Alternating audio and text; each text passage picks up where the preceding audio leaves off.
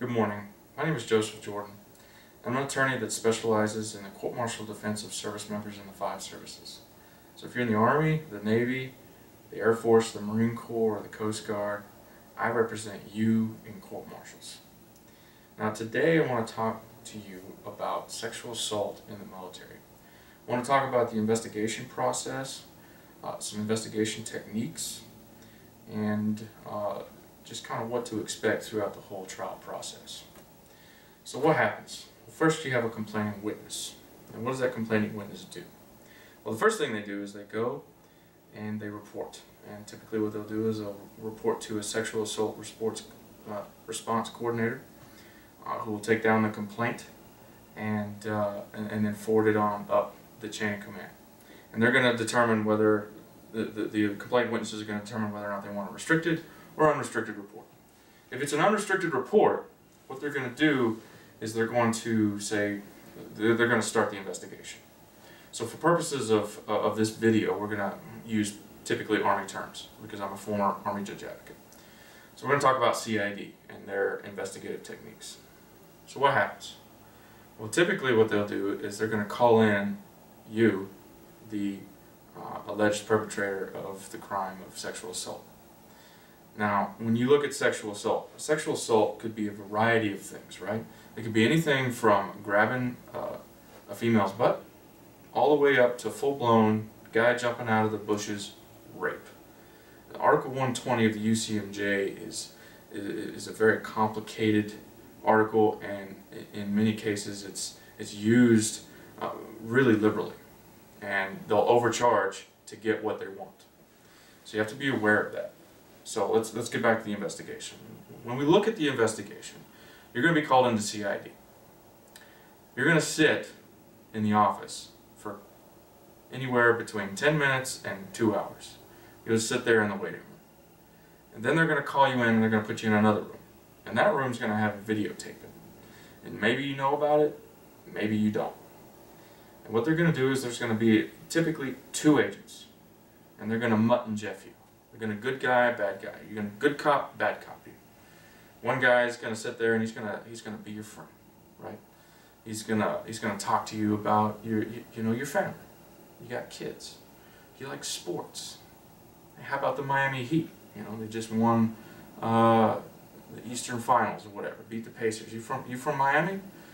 You know, and they'll try to find some common ground with you and try to tease some things out of you. And then they'll ask you, hey, what were you doing that night? You know, what was going on that night? Were you drinking with this girl? Yeah, we were out drinking, we were partying, we were having a good time. You know, who else was there? And you talk about, well, did you go upstairs? I was like, yeah, we went upstairs and laid in the bed. And you go, and they try to tease all of these things out of you. The next thing you know, whether you know it or not, you may have confessed. The other tactic that they could take with you is they'll say, well, we know what's going on here. We know exactly what happened. We've interviewed everybody. We've taken DNA, and we know your DNA was there. We've seen phone pictures. Agents are authorized to lie to you. Whether you're an OSI, CID, NCIS, they are authorized under their investigative manuals and regulations. They can lie to you, and they've done it. I can talk to you about trials that I've tried where agents have directly lied to my clients and said, hey, we gathered up all the sheets. We got up all the sheets and there's DNA on them and they're being tested. When it came out at trial, those particular sheets couldn't be tested because they were already washed. I even had an agent lie to my client about whether or not the person heard the complaining witness say no. He said, hey, I got a guy that was in the room next door, heard her say no. When in point of fact, that individual said the exact opposite. Agents are authorized to lie to get at what they think and what they want to be the truth. They want, and isn't that just an awful thing, that agents want you to be the rapist? Think about that for a moment. Because they can close the case. They can close the case if they get you to confess. They're done. They don't have to do anything else. That's also their regulations. So, you've given your statement, right? So let's back up for a moment. Should you have even given a statement? You have rights. You can invoke. What agents do is they try to get you to tell your story. Well, we want to hear your side of what happened. Why don't you tell us your side so we can just kind of close this thing out? And they use your words against you in their reports. That's what they do. I see it time and time again. Never make a statement. Never. Invoke your rights. Invoke your right to remain silent. Because there you secure that your words will not be manipulated and used against you, because they will sure do it. Now, as the investigation progresses, they do reports, and then it goes to the prosecuting attorneys, whether it's an Army prosecutor, Air Force prosecutor, whatever, and they'll make a charging decision, and they'll make a recommendation to the chain of command. Now, what am I seeing in these cases? What I'm seeing is that commanders are forgetting that they have command authority to make command decisions. They are taking their authority and they're subordinating it to a judge advocate. There's, Jag, what do I do? As opposed to, Jag, what are my options? And there's a problem with that. They're sitting there and they're saying, they're listening to what the legal officer says should be done, as opposed to, what are my options? Let me look at this investigation a little closer. They don't do that. Jag says charge him, they charge him. You get charged. You get a charge sheet. And at that point, we start preparing for the court-martial process. So now you've been read your charge sheet, and what's the next phase? The next phase is you need to find a civilian attorney like me to represent you in trial. But really and truly, what is the next phase? The next thing that you're looking at is the Article 32 hearing. Well, what is that? It's an investigative hearing typically done by an impartial officer who will review evidence. He'll hear evidence, he'll hear testimony, he'll look at the documents that have been gathered, and then he'll make a recommendation to the convening authority, typically the first commanding general in your chain of command, as to whether or not this should go forward to trial. Now in the Army, they don't use judge advocates as the investigating officers for Article 32 hearings. In the Air Force, the Marine Corps, the Navy, they use judge advocates. And the difference is that there, what I see is typically a much more detailed report.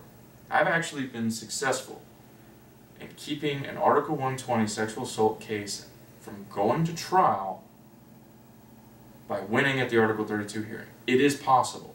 It is rare, but it is possible. You can do it. So you have the hearing. And there's a couple ways to approach it. You can be conservative and kind of see what the government has, what are their cards, what cards are they holding, don't show your cards, or you can be aggressive. Each case is different. I take the appropriate approach based on the subjective nature of the case that I'm facing. After that, convening authority makes a decision as to whether or not this case should be referred to trial. And once it's referred, then we start getting ready for the actual trial. And this is where things start to come back to haunt you. Did you make a statement? Did you shoot a text message? Did you try to right or wrong? Because, oh, by the way, if you try to quote-unquote right or wrong and convince someone to say something that wasn't, you felt like they said, what they said was untrue, and you try to tell them, hey, don't say that untrue statement, you could get hit with an obstruction of justice charge. And you might be found guilty of it because you impeded on investigation, pure and simple. The law is pretty black and white on that. So once you come under investigation, leave the thing alone. The other thing is you want to be wary of phone calls that you get while you're under investigation. So we're backing up a little bit. We're talking about the investigation process again. You may get a phone call from the complaining witness, and you don't even know that he or she's accused you of anything. Because, oh yes, by the way, there are male victims when it comes to rape.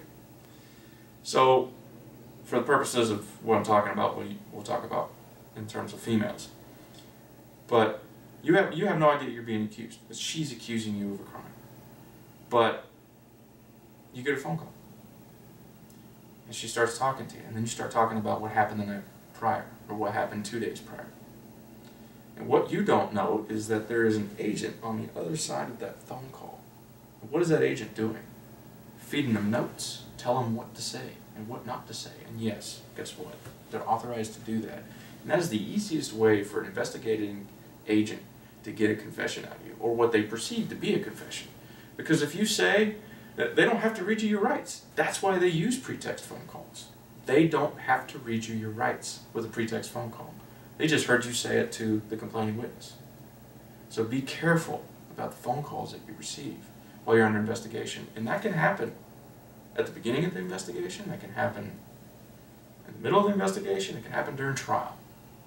So be careful. Be careful who you talk to, period. You ever heard of the jailhouse rat? They're out there. It happens.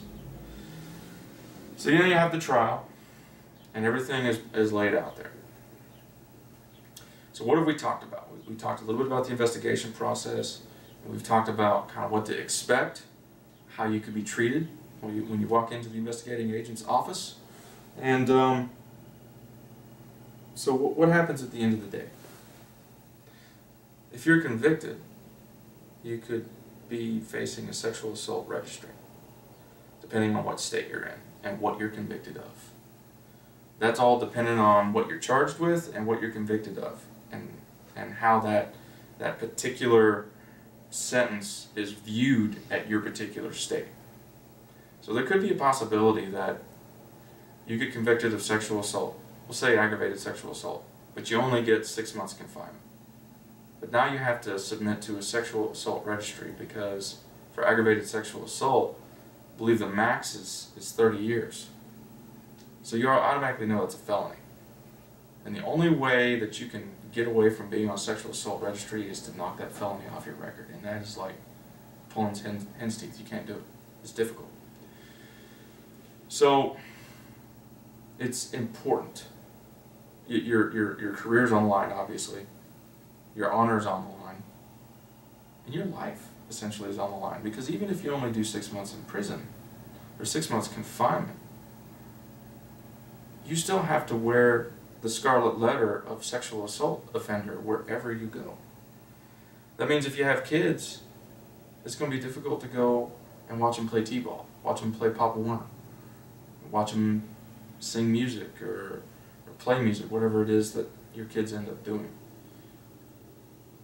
This is real stuff. You cannot just think your military defense attorney, the free one that you get, is got your best interests at heart, because they wear the same uniform as the prosecutor. They go and have a beer with the prosecutor every night. Okay? So where are their interests? As soon as they get done with doing trial defense services, they're going to go back and be a prosecutor. Or they're going to go back and work for the same SJA in a different capacity, the same staff judge advocate that said, convening authority, take this thing to trial. That TDS attorney is going to go right back into the fish pond and work for that SJA again. Is that who you want representing you in a potentially life-altering event? I hope not. If this video was helpful, if you find what I have to say helpful, and you're under investigation for Article 120 of the UCMJ, please give me a call at 254-554-1860. You get a free consultation with me, and we'll talk about your case, and we'll see how to move forward. You can also email me at joseph@jordanucmjlaw.com, and I'll give you a call back or shoot you an email back, and we'll talk about how to progress in your case. Each case is different. There's no one case that's the same. So don't call me up and ask me, hey, have you seen this before? And how's this similar? Because each case is different and has to be treated differently because facts are different. You win cases by facts. I'm going to tell your story, and I'm going to help you win your case. I hope this video was helpful, and we'll see you soon.